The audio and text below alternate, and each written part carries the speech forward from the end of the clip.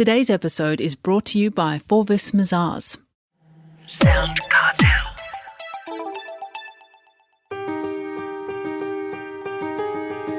From SoundCartel, I'm Nicole Goodman, and this is Business Essentials Daily.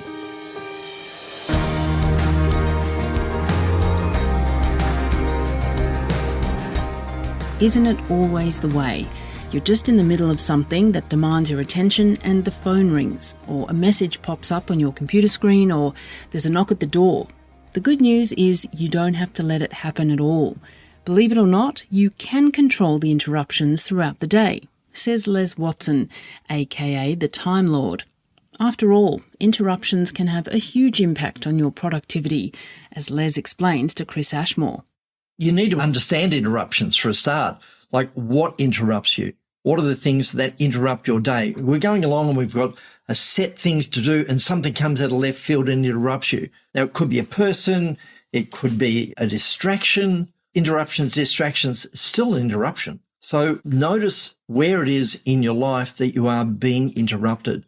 And if they are physical things, you can do something with that and put them away. Social media, for example. Well, interruptions, they happen throughout the day. Is it possible to limit the interruptions? It is. You can do a couple of things. The first one is, if you're in a busy environment, actually put an indicator that you are busy, that you're not interruptible. And it could be a flag, could be a hat on your head, it could be anything like that. It's like, what is it that would indicate to somebody that you're not disruptible, that you want the quiet time? And it can be as simple as just putting a flag on your cubicle. It could be closing your door, or it could be putting a hat on your head that actually says to people, no, I'm working on something rather important. Leave me alone. And you need a communication in the office that lets people know that that is the standard. It's like, if I've got this hat on, or if my flag is up, then please leave me alone. I'm working on something. And people will leave you alone. What's the 2-minute rule? If something is coming in and it can be handled within 2 minutes, then handle it. So if someone interrupts, and you can actually check, what is it? Because sometimes what they've got is more important than what you're working on. It's like, I've got a brief to the Prime Minister and therefore can I interrupt? Yes, you can. However, if you can handle it in 2 minutes, it really does enable you to get it out of the road and you get back in.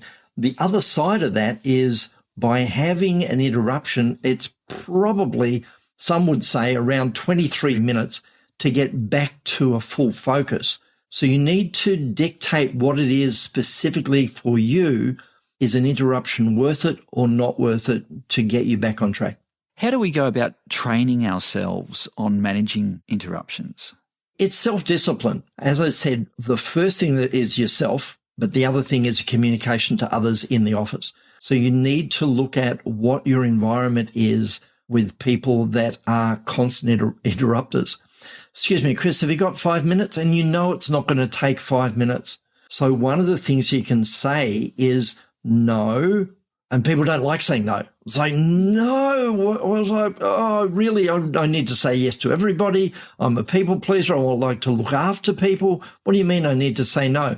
Well, one of the ways of saying no happens to be, show me what you've got, and that's not appropriate right now, or that doesn't work for me right now. Can we book a meeting for, let's say, 3:30 this afternoon? Or can we take that to tomorrow and handle it tomorrow at 9 a.m.? It's really important. I want to handle it, but not just now.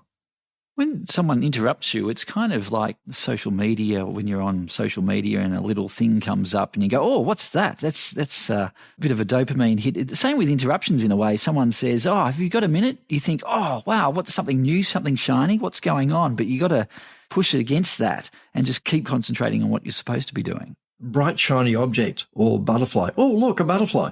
So that opportunity to be distracted by something takes you out of the day or out of the moment. Whereas by focusing on the task that's in front of you enables you to get it done. There's a technique called the Pomodoro technique, which is 25 minutes on and 5 minutes off.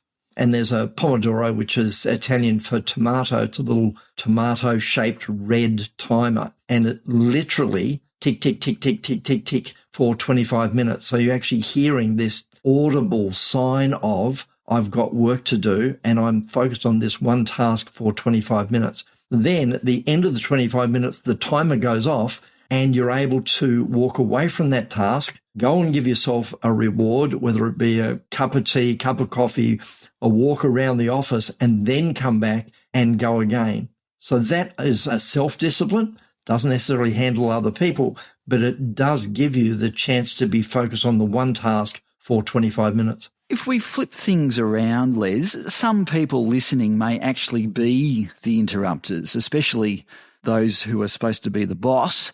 We need to be cognizant of not interrupting other people also. Is that right? It is, and I love this one because my wife does it to me all the time. And then when she said, I do it to you, I went, oh, wait a minute, I do it to you as well. She's a writer, so she has her own set of things that she needs to get done. But in her excitement, she'll rush into the office, knock on the door and go, I've got something I need to show you. I've got something I just discovered. And she'll interrupt. Then, by me being aware that this is a particular thing, I went, wait a minute, I do that to you as well. I'll have that excitement, that dopamine hit of something that I found that I go, I need to tell my wife. So I race out of my office and go to her office and do the same thing. So again, it's that awareness of, are you an interrupter? Do you have the ability to just step back and look at your own work life and go, do I interrupt others? Because if you become aware of it, it enables you to stop it. Therefore, other people can get productive. And also you become more aware of those people around you that interrupt you. That was the Time Lord, Les Watson.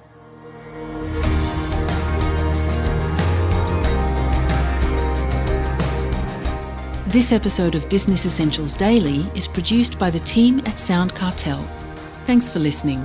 I'm Nicole Goodman. We'll bring you more Be Daily tomorrow. Follow @BE Daily Podcast across social media and head to bedaily.com.au for more from the Business Essentials Daily podcast. SoundCartel. This episode was brought to you by Forvis Mazars. To find out more, visit forvismazars.com/au. That's FORVISMAZARS.com/au.